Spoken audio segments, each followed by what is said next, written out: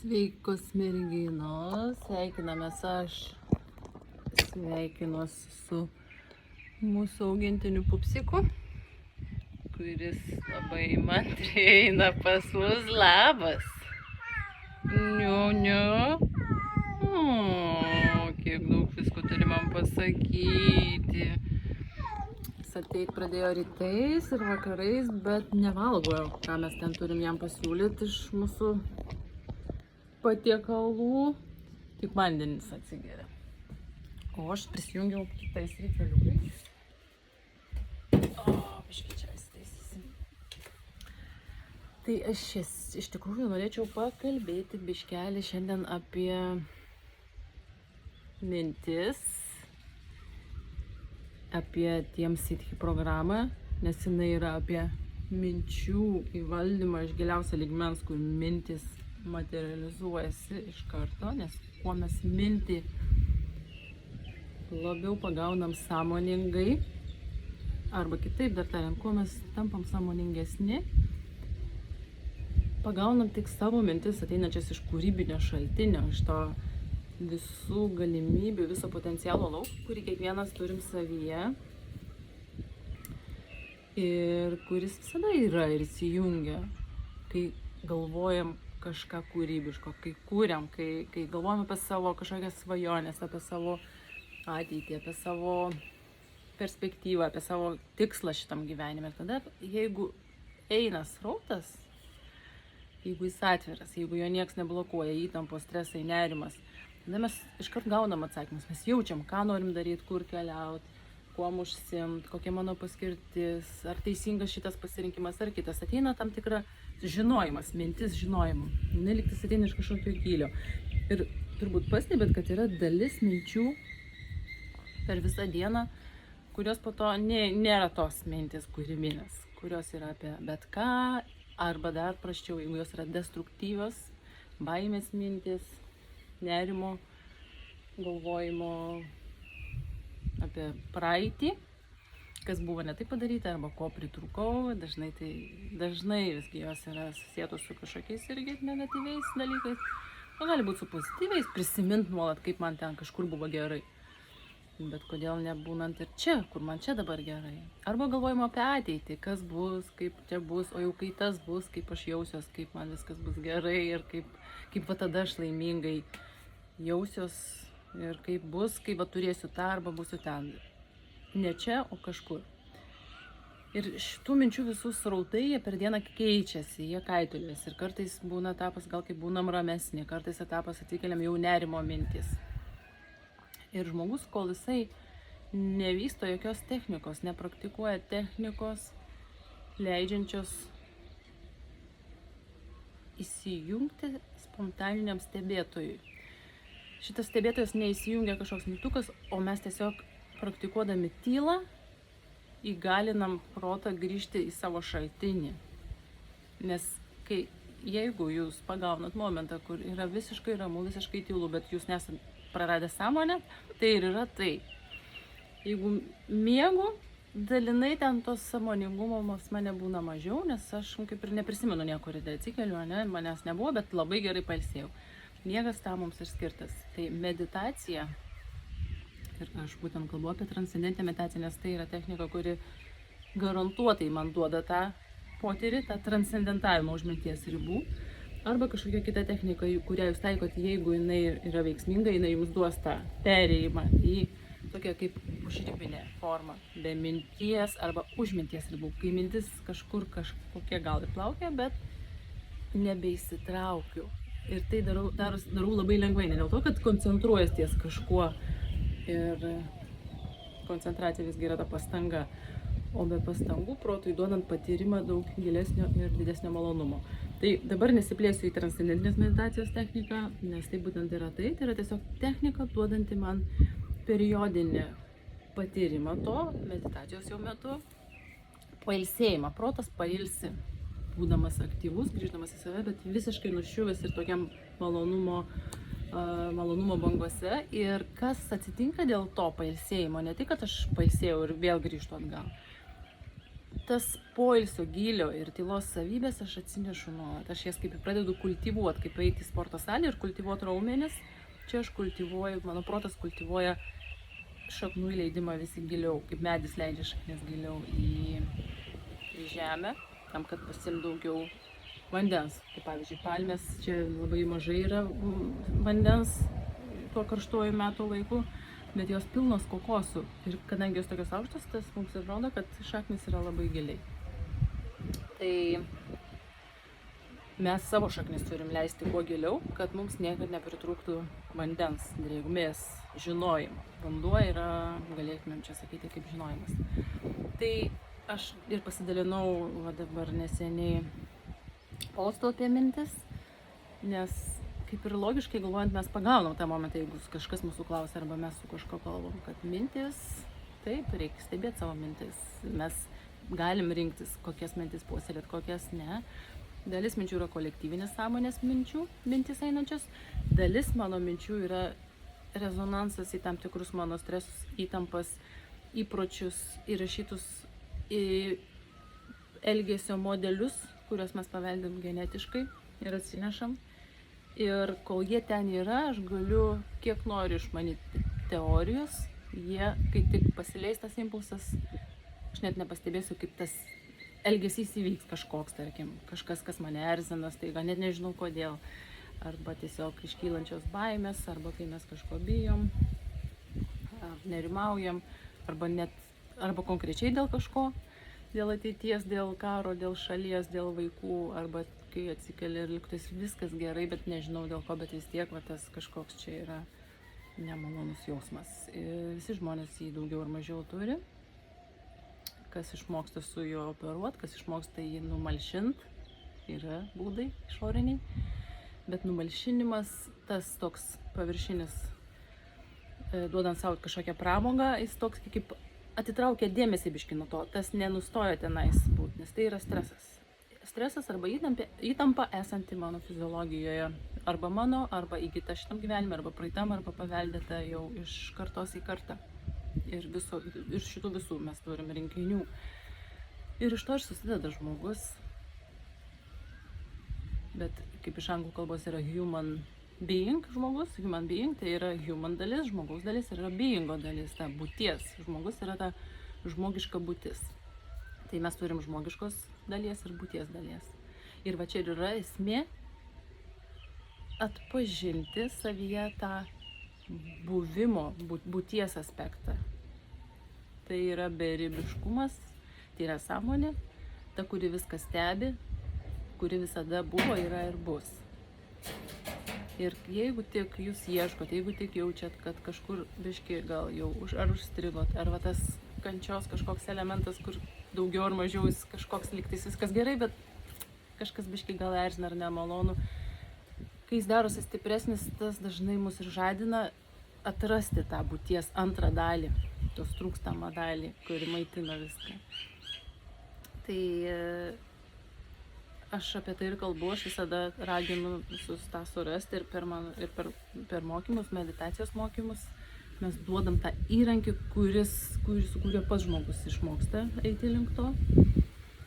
Ir palaikymo visą tą programą, kurią gauna kiekvienas apsimokęs transcendentinės meditacijos, jinai ir skirta jumise dar tą ir su teoriniam žiniom, nes mes turim visą struktūrizuotą ir teorinių žinių bagažą einantį kartu nes pradedam praktikuoti ir pradedam tai atrasti ir kyla daug klausimų ir kai gaunu ir paaiškinimą, iš karto viskas labai sugula į savo vietas ir vyksta augimas labai greitai ir va tada labai greitai, spontaniškai medituojantis pradeda sakyti, kad prasideda pokyčiai, nes įsijungia spontaninis stebėtojas. Mindfulness programa tampa spontaniškai vykstanti. Nereikia sąmoningai būti čia, o tu tiesiog darai kažką, iššoka tavo programa, ir iššoka tavo mintis, arba tu stebi tą savo nerimą, bet tas, kas stebi, stiprėja, kuris visada yra, bet mums sudėtinga jį atlaikyti visą laiką, palaikyti dėmesingumą, arba palaikyti dėmesingumą ties pozityviom mintim.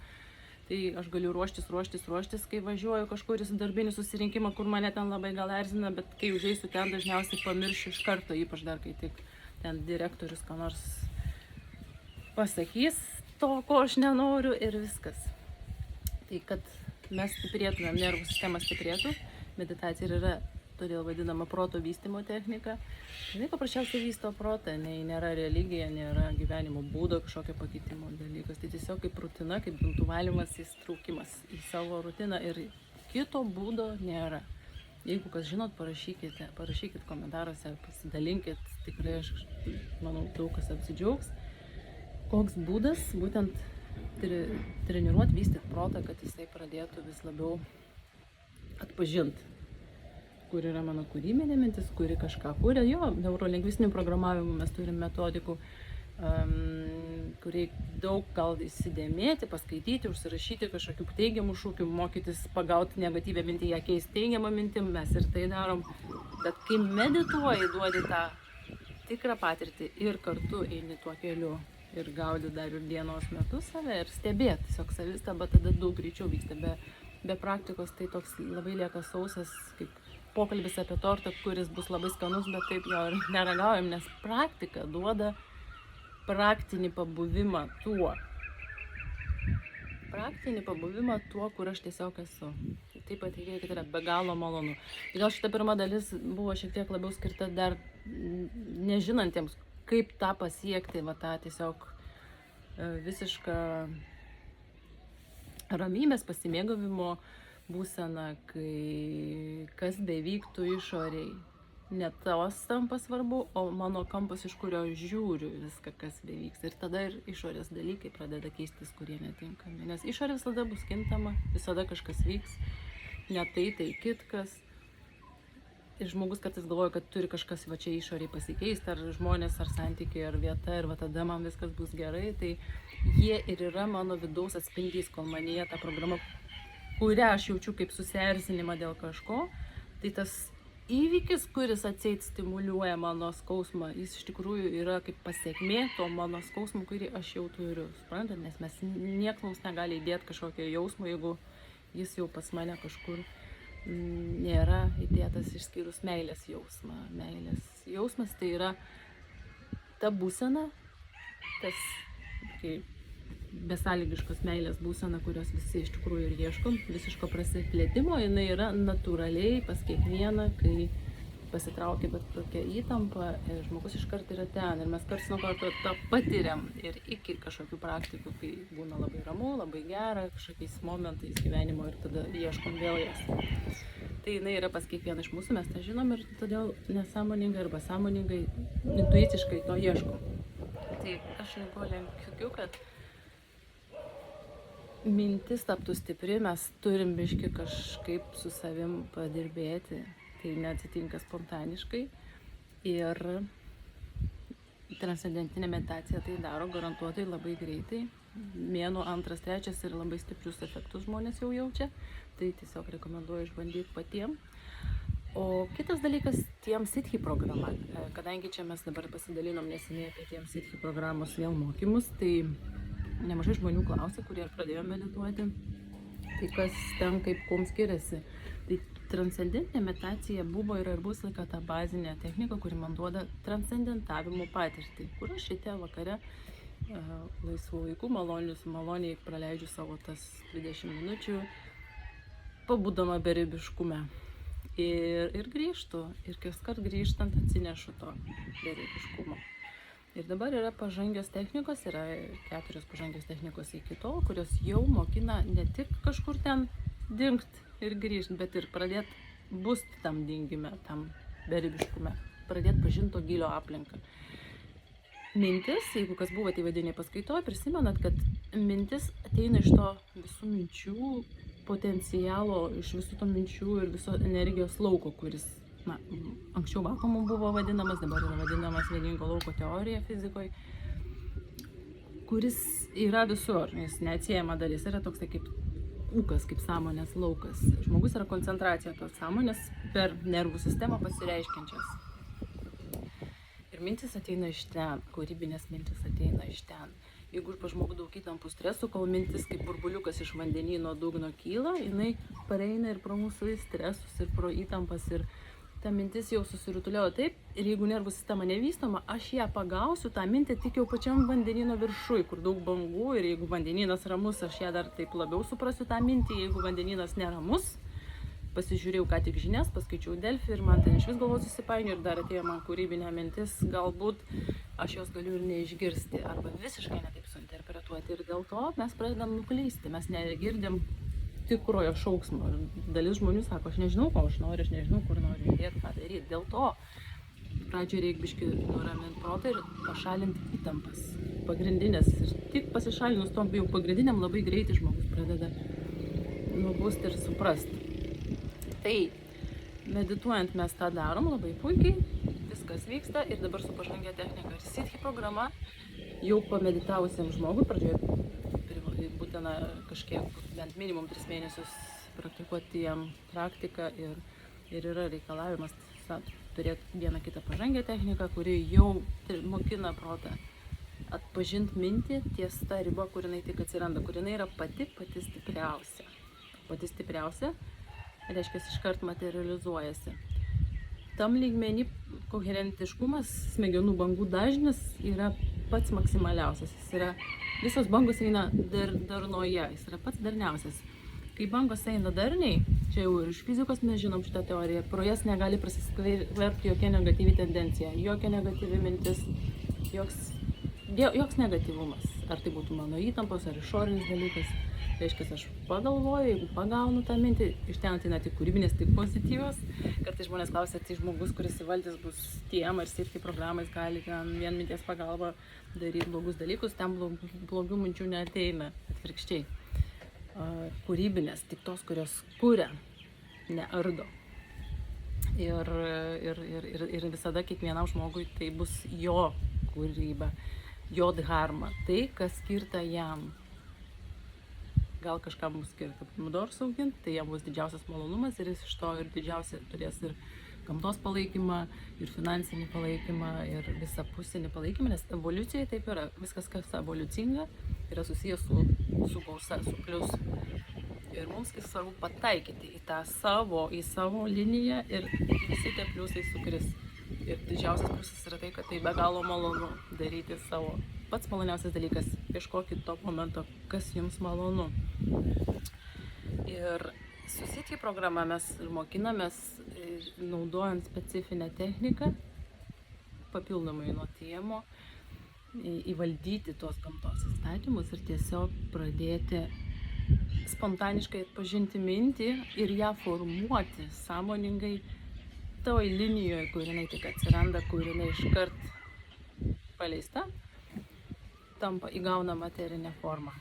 Tai be galo malonu ir tai be galo įgalina ir kai žmogus pamato, kad minties pagalba iškart vyksta efektas, ką pagalvoju, tas vyksta, tada patiki. Ir mes žinom, kaip yra visatoje, kuo tiki, tas ir tiesa, kuo tiki, tas ir yra. Jeigu netiki, kad tai gali būti, tai tau ir nebus, bet kai pamatai, dažnai žmogui reikia patirti. Dėl Jėzus ir mokino, turėt pamatyti, kas tai, kad patikėtum, nes nepaprasta yra patikėti nematant, tai Siddhi programa duoda ir patirtį, ir pamatymą, ir įgalina judėti kiekvieną dieną su tuo, praktikuojant reguliariai, kas dar yra labai svarbu, kad mes maksimalę smegenų bangų darną pasiekėm kaskart praktikos metu, kuri nuolat išlieka vis ilgiau dienos metu. Reiškia, aš tiesiog po to dieną darau, kažką galvoju ir visų medituojančių yra pastebėjimas jau ir aplamai medituojančių. Ir plus, jeigu Siddhi programa prisiduria, tas ypatingai suriškėja, kad tiesiog net baisu būna galvoti, nes pagalvoju ir tas išsipildo. Kabutėse baisu, nes negatyvumas kažkoks nesipilsis, bet būna iki momentų, kai jauti, kad gal man ten nebereiktų eiti šitą darbą ir žiūri, tave atleidžia. Ir kaip efektas toli juokauja, jeigu jis atleidžia iš darbo, tai jūsų geriausia diena gyvenime, nes už jūs jau nusprendė evoliucija visata, kad tau reikia judėti kitur. Tai tiesiog neatsipriešinkit viską, kur jūs stumia, eikit ir ten. Evoliucija visada pasirūpins jumis, evoliucija, gamta, Dievas, mes galim įvairiais epitetais vadinti tą jėgą, kuri viską sukūrė ir kuri mus valdo. Jinai. Ir paskutinis niuansas, kuris labai svarbus, tiems sitkhi dar išmokti ir ją praktikuoti, galvojant ne tik apie save, bet apie savo šalį. Apie šalies koherentiškumą, apie darną, nes iš ko mes susidedam mūsų šalies klimatas? Iš visų individų, mąstančių vienaip arba kitaip. Ir dabar kokių dauguma, jeigu dauguma mąsto, palaiko kažkokias baimės mintis, nerimo arba nepritekliaus, va tokia šalis tokį atspindį ir spindės. Jeigu keliaujat po pasaulį, pastebit, kad kokio Ispanijoje labai toks ramus, atsipalaidavęs klimatas, norisi ten iškart kalmarus su vyneliu įsipilti ir atrodo dėl nieko galvos nesaki. Kartais žmonės sako, kad čia nuo oro, nuo klimato. Taip, iš dalies viskas turi įtakos, bet yra ir šalto klimato šalių, kur energetinis lygmuo yra daug ramesnis, daug toks kaipo ir tiesiog mes galime tą atpažinti, koherentiškesnis. Tai labai priklauso nuo mūsų, jeigu mes norim keisti savo šalies klimatą, kiekvienam būti kuo didesniai darnoj su savim. Taip kaip jeigu reikia mums mokytis egzaminui, bibliotekoje yra daug lengviau mokytis, nes visi mąsto tuo pačiu ritmu, visi mokosi. Jeigu reikia sportuoti, sporto salėje lengviau sportuoti, kad ir pačiam be trenerių, nes visi tą daro, tai ten atrodo iš karto užsimotyvuoja. Jeigu visi mąsto pozityviai ir su šypsena ir galvoja apie kitą, nori palaikyti ir duoti kitam, nelaukia, kol kitas mane įkvėps ir kitas bus man saulės spindulys, o galvojant, kaip aš galiu juo būti. Iškart fokusą kreipiu į konstravimą. O kai konstruoju, aš atsidarau, aš noriu duoti ir visą tą pridės tiek, kad negalėsit panešti. Net, atrodo, aš čia net nieko nedariau, o tas jau vyksta. Tai va taip vyksta gyvenimas, atpažįstant gyvenimo dėsnius, tas daug greičiau pradeda vykti. Ten, kur mūsų dėmesys, tas stiprėja mūsų gyvenime.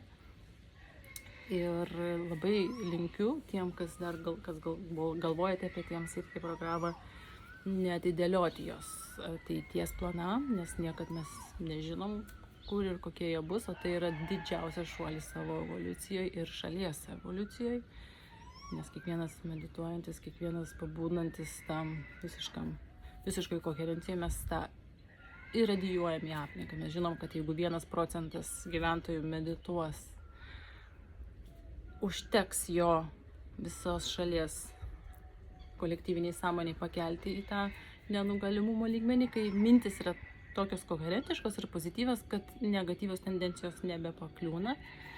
Na, jeigu sitkhi programa, tai užtenka dar mažiau, ne 1%, o kvadratinės šaknies iš 1% šalies gyventojų. Tai Lietuvoje būtų iki 200 žmonių. Tai mes jau turime visai nemažai sitkhių, šiemet renkasi jau grupė vėl nauja ir labai tikimės pasiekti šitą numerį, tai su jūsų visų pagalba ir su kiekvienu iš jūsų pačių prisidėjimų savo evoliuciją kilstelt, mes kilstelsim ir visą šalies klimatą. Tai labai to linkiu ir dar tik noriu pabaigai pasakyti, kad tiek meditavimas, tiek tiems sitkhi programa duoda be galo. Meditacijoje mes kaip ir dingstam, išsiplečiam į kažkokį visiškai lengvumo debesį, labai malonu, o su sitkhi programa mes atsinešam daug daugiau iš ten į čia ir einam su to į dieną, su to jausmu, liktais aš ką tik, kaip aš sakau, mano būdavo jausmas, kai išmokau tik sitkhi programą, po kiekvienos praktikos ir iki šiol jis liko, kad atrodo, kaip liktais aš 10 milijonų ką tik laimėjau, toks jausmas, kad tiesiog nežinai kur dėti ir energijos lygmuo labai pakyla ir žinojimas ir visas gamtos palaikymas. Tai šiam kartui tiek. Sekit savo mintis, stebėkit, kad jos nešokinėtų į negatyves tendencijas, į baimės, į kažkokią ateities viziją, ko dar nėra, arba praeities, kas buvo, ar kas gali būti, tiesiog leiskit jom plaukti. Būkite ramiai stebėtojais šitam momente, tas momentas ir yra tas transcendentinis momentas, kur aš tiesiog esu. Ir kiekvienas jūs turi šitą savyje ir galite jį pagauti, jau apčiuopti jau dabar, kad tiesiog esat. Nebūtina nuolat viską minty aptarti ir analizuoti. Ir ieškokit savo technikos, ieškokit to, kas jums labiausiai tiks ir kelkim mūsų šalį bent vienu laipteliu aukščiau. Tai iki, linkėjimai iš Tailando, nuo manęs ir nuo paukščiukų čia pritarančių. Na ir iki sekančių susitikimų.